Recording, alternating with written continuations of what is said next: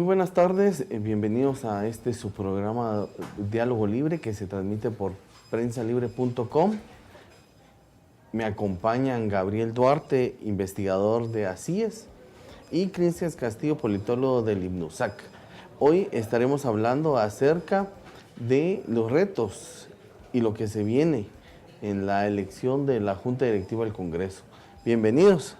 Muchísimas gracias por la invitación. Bueno, para empezar, ¿cuál es su percepción o en torno a lo que está sucediendo ahorita en el proceso de la elección de la Junta Directiva? Bueno, la primera idea que creo que hay que dejar bien clara es que los tres precandidatos hablan perfectamente inglés, es decir, de lo contrario, sus candidaturas prácticamente no hubiesen tenido siquiera la posibilidad de ser planteadas. Llama poderosamente la atención, por ejemplo, que de las candidaturas que sí fueron adversadas, la de el señor Javier Hernández, que había manifestado en alguna medida su interés por competir por la presidencia, pues no llega a concretarse, y lo que vemos ahora son tres personajes de la política tradicional guatemalteca, tres políticos con varias reelecciones en su haber, que los tres conocen a profundidad la dinámica del legislativo y además tienen la característica de representar, digamos, sectores tradicionales de poder en el país. En el caso del presidente Taracena, o el actual presidente que va por la reelección, pues es un actor reconocido como un excelente negociador político, como un buen operador político, capaz de construir consensos, y obviamente lo demuestra la agenda legislativa impulsada este año, más todos los acontecimientos que se han dado en torno a transparentar la dinámica en el Congreso. El único que hubiese podido hacer eso y el único que se hubiera prestado a eso era Mario Taracena, y obviamente logra su papel. En el caso de Libero García Rodas, es un experto, digámoslo así, en temas de legislación. Fue secretario de la Comisión de los 30 que escribió la Constitución Política de la República de Guatemala. Obviamente, digamos, ha sido un actor político controversial, ha intentado ser magistrado de la Corte de Constitucionalidad, integró una de las ternas para sustituir a Roxana Valdetti como vicepresidente cuando renuncia Valdetti, y ahora pues lo vemos compitiendo para la presidencia del Congreso de la República. Es un hombre muy experto en la dinámica legislativa y en cómo legislar, mas no es un perfil de elección política. Y la diputada Montenegro es una experta en fiscalización. No es, digamos, de las fuerzas políticas que en el Congreso se respeten internamente por definir procesos legislativos. Sí es altamente respetada, tanto en el Congreso como fuera, como una fiscalizadora muy, muy experta, que se ha dedicado más a fiscalizar a los ejecutivos que a sus propios compañeros legisladores. Entonces, cuando pensamos en ella, es alguien que ha convivido con el Congreso, con ese Congreso que ahora rechazamos, que nunca se ha plegado a las lógicas corruptas, pero que tampoco nunca ha enfrentado a los diputados que en alguna medida han llegado inclusive a ser señalados ante la ley. Gabriel. Bueno, yo creo que hay que empezar diciendo de que Taracena durante esta legislatura o durante este periodo de la Junta Directiva le ha puesto a FCN y sobre todo al presidente cuesta arriba todas las iniciativas que ha tratado de impulsar.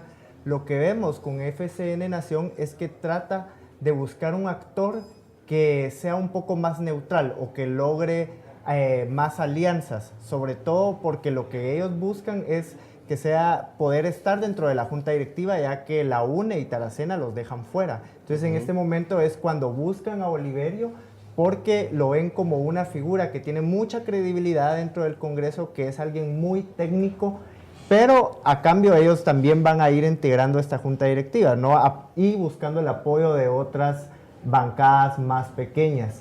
Ninet, como lo vemos, la diputada Montenegro, sale a partir del martes o miércoles que se empieza a mencionar una tercera opción de Junta Directiva.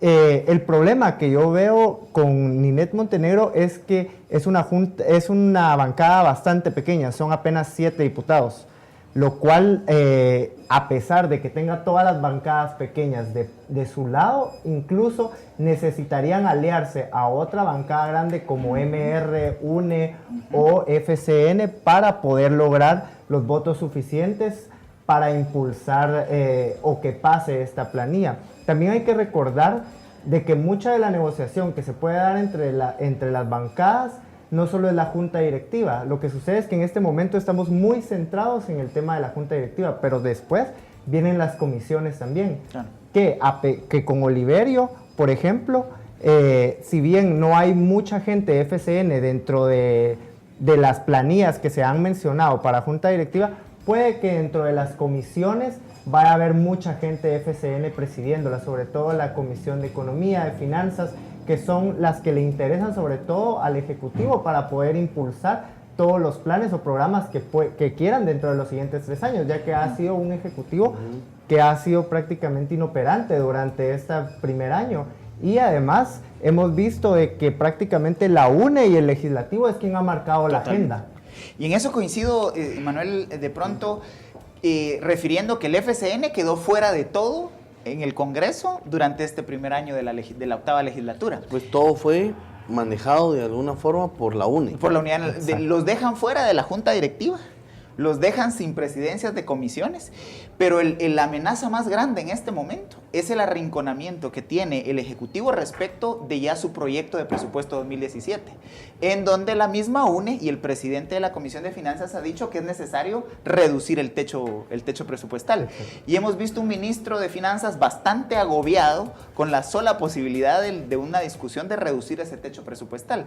Entonces me parece que el FCN arrinconado completamente, principalmente por los recursos para el Ejecutivo para el año entrante, buscan una opción viable políticamente que pudiera competirle a Taracena la posibilidad de recuperar el control del Congreso, pero también las supuestas presiones que el presidente Jimmy Morales realizó llamando a Jairo Flores, al presidente de la Comisión de Legislación, para garantizar o para empezar a hacer cabildeos para que el próximo presidente de esa comisión fuera el diputado recién llegado de FCN, el señor Melgar Padilla.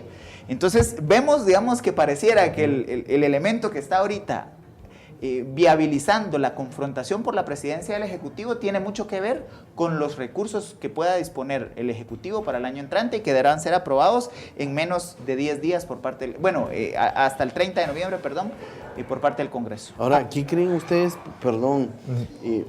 creen que qué es lo que pudo haber habido atrás para convencer a Oliverio? Porque se le cuestiona a Oliverio y él dice que con él no hubo negociación ninguna extra, ¿verdad? Claro. Pero sí con las bancadas. O sea, ¿qué pudo haber negociado? ¿Qué pudieron haber negociado, Gabriel? Bueno, mire, yo creo que en este sentido hay que recordar también que FCN, cuando se eligió la actual junta directiva, que fue en enero de este año, únicamente tenía 11 diputados. Entonces, a la hora que todos se mueven para FCN, era mucha gente del PP y Líder, que seguramente también tenía relación con Oliverio de hace años. Y por ello puede ser de que hayan habido acercamientos, puede también de que la negociación haya sido de que esta sería como la cúspide de su carrera, ¿no? El hecho de llegar a presidir la Junta Directiva del Congreso. Realmente saber qué hubo detrás de esa negociación o qué le ofrecerían es muy difícil y sería un poco irresponsable especular sobre cuáles serían los ofrecimientos. Pero sí pudo haber algo extra, ¿verdad? Yo tengo una lectura particular. Cuando uno mira a los tres candidatos son diputados tradicionales, digamos. Son diputados que en mi hipótesis están siendo jubilados del sistema político guatemalteco. Es decir, llegamos a la conclusión, después del fracaso, digamos, de depurar al Congreso por la vía democrática en las elecciones de 2015, llegamos a la conclusión que los votantes y los ciudadanos no logramos sacar del Congreso a muchos de los diputados que ya han sido señalados en la actual legislatura o que siguen demostrando que siguen con prácticas perversas. Sí. Entonces, y obviamente uno de los posicionamientos en la plaza era no más reelección a diputados, no más reelección a alcaldes. Y entonces lo que estamos viendo es la posibilidad de que salgan en las próximas elecciones del Congreso de la República, este tipo de diputados que no quieren irse del Congreso sin llevarse la medallita de haber sido presidentes del Congreso. Y ese pareciera que pudiera ser uno de los incentivos para cualquiera de los tres. Carol Martínez en la página de Facebook nos menciona que aparte de hablar muy bien inglés, como mencionabas, ¿quién es el más honesto? Esa es una pregunta de fondo. Yo creo que el tema de honestidad, en el caso de los tres, es de esas cosas que uno puede evidenciar en el relacionamiento con ellos. Por ejemplo, Mario Taracena es un tipo que anda o andaba antes de ser presidente del Congreso hasta el año pasado sin guardaespaldas, corriendo por la avenida Petapa haciendo ejercicios. En el caso de Ninette Montenegro es una mujer, digamos, que anda igualmente sin exceso de seguridad, sin ese mote de que representan intereses que pueden ser oscuros.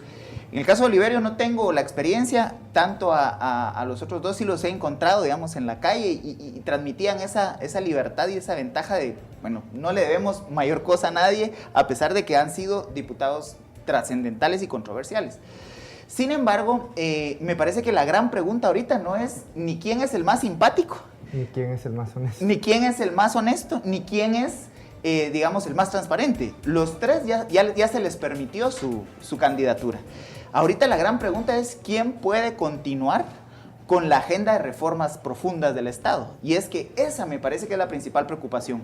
Primero porque van a tener que aprobar el presupuesto del año entrante, van a tener que conocer y orientar la discusión de la reforma constitucional en materia de justicia, van a tener que discutir sobre las leyes de transparencia, sobre la reforma a la carrera del servicio civil. Hay una serie de elementos que vienen a continuación que tienen que ver con temas de reforma institucional del Estado.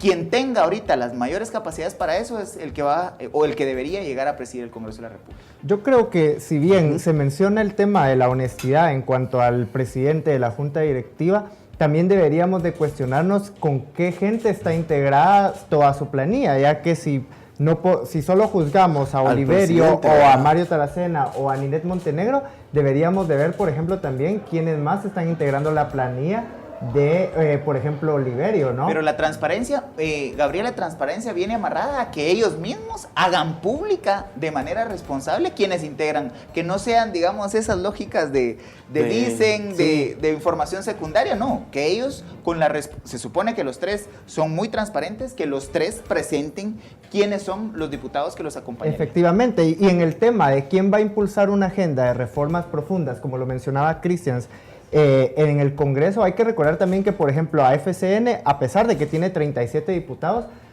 impulsar alguna iniciativa se le ha visto casi imposible. No han logrado pasar los estados de calamidad ni ninguna de las iniciativas que ha presentado el Ejecutivo.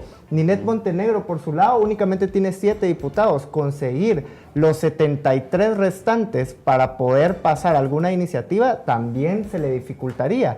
Mientras que Mario Taracena, a pesar que su bancada solo son 32 diputados, ha logrado negociar y alcanzar estos consensos que se necesitan para que, por ejemplo, pasen las reformas a la ley electoral, las reformas a la ley orgánica del organismo legislativo. Entonces, sí ha tenido una agenda muy bien definida y en ese sentido creo que también debemos de evaluar esa parte. Muy bien. Me acompaña Gabriel Duarte, investigador de ACIES, y Cristian Castillo del IMNUSAC.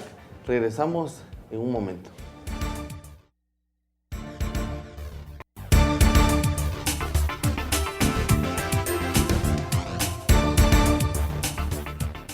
Si ignoras lo que sucede en el país, nunca serás libre. Pero si realmente quieres ser libre, lee, investiga, piensa. Infórmate a la mañana, al mediodía, en el bus. Y si no has empezado o sientes que no es para ti, entiende que ser libre no tiene edad ni condición social. Es por eso que Soy Prensa, soy libre.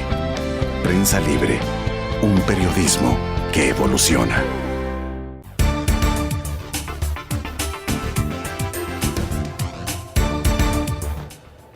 Seguimos conversando con Gabriel Duarte de ACIES y Cristian Castillo del IMNUSAC sobre lo que rodea esta Junta Directiva del Congreso que sería electa el próximo martes. Veníamos hablando de qué era lo que podía haber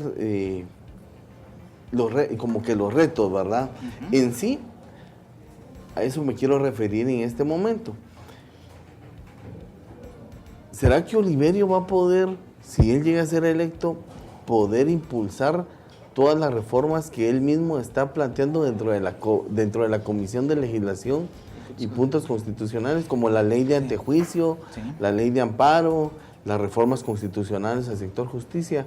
Gabriel, ¿crees que pueda haber ese eje, ese impulsor como lo tuvo Taracena en este año? Bueno, definitivamente va a depender mucho de la capacidad que tenga para lograr consenso, sobre todo si de por sí ya está negociando con FCN Nación, también habrá que ver si este mismo apoyo que le están dando para llegar a la junta directiva se lo van a seguir dando en las iniciativas, ya que si bien lo pueden estar apoyando en este momento para llevarlo como presidente del Congreso, puede que esos apoyos también se caigan en el siguiente año. Entonces también ahí vamos a ver un Congreso nuevamente inoperante y que únicamente va a estancar todas las iniciativas. Recordemos también de que está sobre todo el tema de reformas constitucionales, ¿no? Que se trabajó durante todo este año. Entonces ver también qué tanto va a lograr él impulsar, como lo decís, Manuel, sus mismas iniciativas, ¿no? Entonces habrá que ver también, porque FCN Nación también no se ha mostrado muy de acuerdo a que se impulsen estas reformas, ¿no? Siempre han estado como en contra de todas estas reformas profundas que se están dando dentro de la institucionalidad del Estado. Bueno, yo creo que tanto Oliverio García Rodas como el presidente Mario Taracena, ambos son muy efectivos haciendo negociación política. Y pongo ejemplos concretos, y el más reciente en el caso de Oliverio García Rodas es la Ley de Redención de Penas. Esa famosa Ley de Redención de Penas que después fue presentada por él, y después el Ministerio Público y la CICIG solicitan que se retiren de la dinámica legislativa. Luego hay un supuesto viaje de Oliverio García Rodas a Washington para, digamos, enmendar los problemas que ya tenía la iniciativa. Pero vemos cómo él ha estado principalmente involucrado en iniciativas de ley de seguridad y justicia. Y eso ha estado por los últimos 8 años. Y con Manuel hemos, digamos, cubierto la funcionalidad del Congreso, como la Comisión de Legislación y Puntos Constitucionales es de las más operativas y de las más eficientes en convertir iniciativas en ley. Y en el caso específico de Oliverio García Rodas, lo que ha hecho es utilizar una mesa de seguridad y justicia, en donde construyen iniciativas de ley muy fundamentadas y respaldadas técnicamente, que después son llevadas al Congreso, y muchas de ellas han sido aprobadas. Y me recuerdo en este momento, por ejemplo, el tema de policías privadas, digamos, la regulación de policías privadas. Entonces, creo que Oliverio tiene la capacidad y el manejo de negociación política. ¿Qué diferencia en este momento a Oliverio del presidente Taracena? Que el primer año, que iba a ser el año más tenso y más denso, necesitaba a alguien con la capacidad histriónica del presidente Taracena para enfrentar las estructuras más reacias dentro del Congreso de la República, que han sido los sindicatos. Sin embargo, lo que viene a continuación es tocar la Constitución y lograr los consensos y los acuerdos para aprobar en el Legislativo primero una reforma constitucional en materia de justicia. Ahí me parece que el expertise de Oliverio García Rodas le saca ventaja al mismo presidente Taracena. Y cito las palabras del presidente Taracena cuando hace unos días los 3 presidentes de los organismos le entregan a él la iniciativa de reforma constitucional. Y él dice, bueno, yo hace 30 años estaba en estos mismos pasillos con 26 años y jamás me imaginé que 31 años después, siendo presidente del Congreso, iba a recibir una reforma de la Constitución. Palabras del presidente Taracena. Mientras que Oliverio García Rodas era secretario de la comisión que escribió esa misma Constitución. Entonces me parece que los actores que están detrás, sobre todo aquellos que están fuertemente comprometidos con impulsar la agenda de reforma institucional en el Estado guatemalteco, estarán interesados en que quien esté al frente de ese debate conozca y tenga experiencia, digámoslo así, en el manejo del proceso de reforma a la Constitución. Pero sobre todo creo que es importante también cuestionar que si bien los dos son personas muy técnicas y que conocen el Congreso a fondo, cómo funciona la Constitución, trabajaron dentro de ella, también hay que pensar ¿qué tanto pueden lograr los dos los suficientes votos para que pase esta reforma constitucional? Creo que Taracena en ese sentido ha demostrado ser un muy buen político para buscar alianzas, para lograr impulsar sus iniciativas y que pasen sobre todo en un tiempo récord. Porque lo de los sindicatos creo yo de que ha sido un tema en el cual se ha venido hablando durante mucho tiempo, pero nadie realmente había logrado llegar hasta el punto de hacer públicas las planillas, con los montos de los sueldos y todo. Entonces, en este sentido, creo yo que Taracena también ha desempeñado un muy buen papel y ha hecho un muy buen trabajo en cuanto a impulsar todas estas reformas. Entonces, también hay que recordar esa parte y preguntarnos quién realmente va a lograr las negociaciones, ¿no? Seguramente los padrinos de la reforma, Gabriel, no necesariamente el presidente del Congreso. Pero no nos situemos únicamente en la reforma constitucional. Pueden venir muchas más reformas que también se necesita, como el apoyo y que haya alguien que esté cabildeando y buscando los votos. Bueno, me acompaña Gabriel Duarte, investigador de ACIES, y Cristian Castillo de INUSAC, platicando acerca de la Junta Directiva del Congreso. Regresamos después de esta pausa.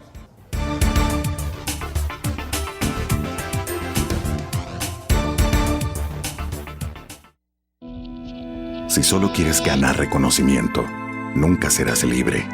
Si solo buscas tu propio beneficio, nunca serás libre. Si ignoras lo que sucede en el país, nunca serás libre. Pero si realmente quieres ser libre, infórmate y mucho. Lee, investiga, piensa. Que ser libre es un ejercicio. Empieza temprano, termina tarde.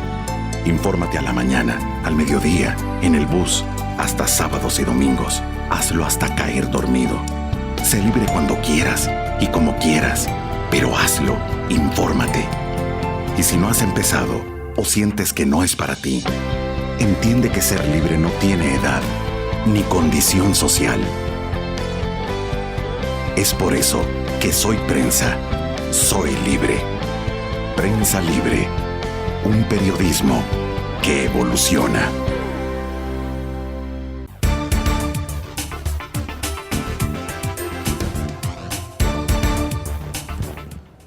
Gracias de verdad por estar con nosotros a través de prensalibre.com. Me acompaña Gabriel Duarte, investigador de ACIES, y Cristian Castillo de INUSAC. Bueno, estamos platicando acerca de la Junta Directiva del Congreso, cuáles son sus retos y qué es lo que se viene. Se menciona que atrás del apoyo de Oliverio estaría una conspiración, pongámosle así, como para frenar de alguna forma todo lo que se ha dado, hasta las mismas reformas constitucionales que han sido apoyadas por la CICIG. Bueno, yo creo que señalamientos se le pueden hacer a los tres. Tal vez la menos señalada, digamos, porque goza de una reputación de combate a la corrupción, ha sido la diputada Ninés Montenegro. Pero en el caso de Mario Taracena y de Oliverio García Rodas, tienen un largo pasado ambos que puede ser fácilmente criticable. Este argumento, que además he escuchado que por la cercanía de Oliverio García Rodas al expresidente Otto Pérez Molina, pudiera estar interesado en beneficiarlo, no solamente con el tema de dar marcha atrás en todo el proceso de reforma del Estado, sino inclusive atreverse a impulsar un proceso como para rescindir el mandato de la CICIG en Guatemala, digamos. Esos me parece que son temores, o más que temores, estrategias de comunicación que buscan generar, digamos, un ambiente de rechazo a uno u otro candidato. Porque también llama la atención el antejuicio que el mismo día de la votación, digamos, prospera contra Mario Taracena. Lo que hemos visto y lo que vamos a seguir viendo hasta el martes próximo va a ser una serie de información cruzada que busca desacreditar mutuamente a los dos candidatos en la opinión pública. Pero hay que recordar que quienes votan para elegir al presidente del Congreso son los diputados, no nosotros los ciudadanos. Y entonces yo veo muy difícil dar marcha atrás en un proceso de reformas institucionales que ya va en marcha. Veo muy difícil a la ciudadanía tolerando un Congreso que, por ejemplo, pusiera en riesgo procesos como las reformas al Ministerio Público o como lo que se ha logrado en materia de combate a la corrupción y el fortalecimiento de la impunidad. Igualmente, en este momento sería totalmente impopular, a riesgo de que la misma sociedad guatemalteca fuera a pedir la renuncia al Congreso si se atrevieran, por ejemplo, a solicitar en este momento la rescisión del mandato de la CICIG en el país, digamos. Sería prácticamente el harakiri del Congreso de la República, no solo del que esté de presidente, sino del Congreso en pleno.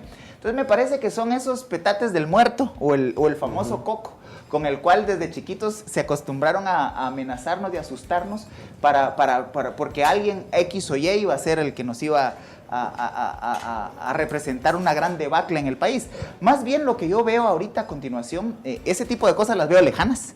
Lo que veo es un interés de los dos partidos mayoritarios en el Congreso, de los dos bloques más fuertes en el Congreso, mantener el control de lo que Gabriel decía muy atinadamente, el poder de Estado que en este momento marca el rumbo de las grandes decisiones del país. Gabriel. Bueno, hay que recordar también de que todos estos dimes y diretes que se han dado alrededor de que se va a traer atrás todas las reformas, están sobre todo por el tema de que hay 8 diputados con la solicitud de retirarles el antejuicio por el caso de la gobernadora de Alta Verapaz. Y además también está el diputado Valle, que es una de las figuras como más emblemáticas de FCN, que también el fundador del partido. Exactamente, entonces es por ello de que genera mucha duda de qué tanto van a traerse abajo una reforma constitucional o sería un retroceso. Entonces hay que pensar también en esa parte de que a todos los diputados que están dentro de FCN se les ha tachado de que son lo peor de la sociedad y que son lo peor del Congreso. Pero además hay que recordar también de dónde viene la mayoría de los diputados, ya que en un inicio FCN eran apenas 11 diputados. 11 diputados. Ahora son 37, pero la mayoría de esos diputados son tránsfugas. Entonces es por ello también que genera toda esta duda, ¿no? De que son diputados que estaban acostumbrados a moverse dentro de un Congreso que era mucho más permisivo sobre todo y que les dejaba como... Bueno, Gabriel, además la bancada MR no existía, o sea, la bancada MR es una bancada totalmente tránsfuga porque ellos no ganan un solo diputado en las urnas y ahora es la segunda fuerza en el Congreso. Ahora, tenemos otro mensaje aquí de Facebook. Noemí Mejía dice, ¿Taracena es un mal necesario?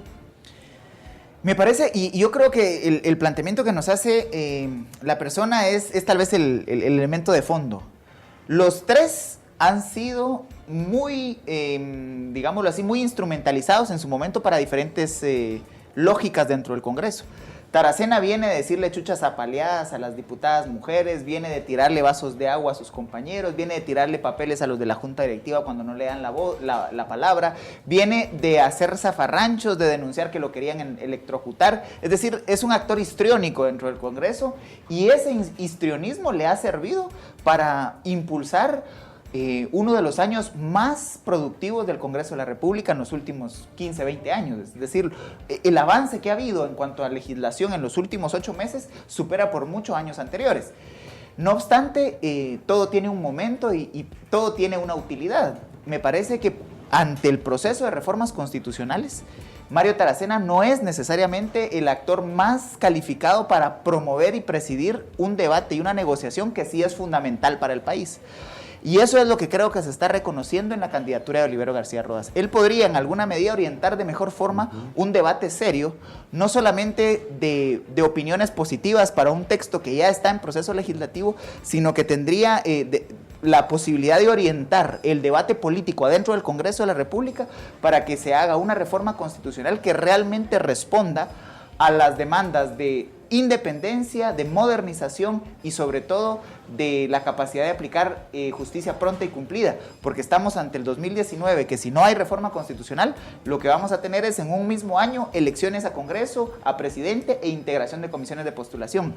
Esa es la gran amenaza. Y entonces lo que se necesita es alguien que en este momento pueda orientar el debate en el Congreso para ese fin. Gabriel. Bueno, yo creo que no hay que verlo necesariamente como un mal a Mario Taracena y que si bien tal vez no es el diputado que merecemos como ciudadanos, sí es el que necesitamos en este momento, dado que ya nos demostró de que puede impulsar una agenda de reformas, entonces, y lograr los consensos sobre todo. Entonces, en ese sentido, creo yo de que Taracena sí lo necesitaríamos en este momento para poder impulsar todas estas reformas. y como bien dice Cristian, también la discusión de la reforma constitucional también, sobre todo de ir, discutir, ver que todo esté en orden y ver qué más aportes se le pueden hacer y no casarse únicamente con el texto que se presentó. Perfecto. Bueno, estamos ya por concluir el programa. Gracias de verdad por todos esos comentarios que le dan a la población una opinión y formarse sobre qué es lo que hay en sí en el Congreso. ¿Alguna conclusión, Cristian, sobre este proceso? Evidentemente me parece que no debemos estar como población esperando elegir a un rockstar, es decir, no necesitamos a alguien que goce de simpatía, sino necesitamos a alguien que lidere en el próximo año un proceso de debate político en el país que le dé sostenibilidad y continuidad a la reforma del Estado en Guatemala. Gabriel. Yo creo que no hay que centrarnos únicamente en quién es el presidente del Congreso, sino también en ver cómo está integrada la toda la Junta Directiva. También recordar de que como ciudadanos no votamos nosotros, no elegimos la Junta Directiva, sino que al final de cuentas también es una negociación política lo que sea. Y no perder de vista también que no solo importa la Junta Directiva, sino también las comisiones, cómo se van a integrar todas las comisiones del Congreso, donde es el lugar donde se da mucha de la negociación, ¿no? Que, por cierto, para terminar, es algo de lo que FCN está excluido. Está excluido ahorita, pero está pidiendo Totalmente. si gana Oliverio para el próximo año. Exactamente, puede que no esté en muchos lugares dentro de la planilla de la Junta Directiva, pero no sabemos cuántas comisiones también ya se negociaron. Importante. Bueno, gracias de verdad.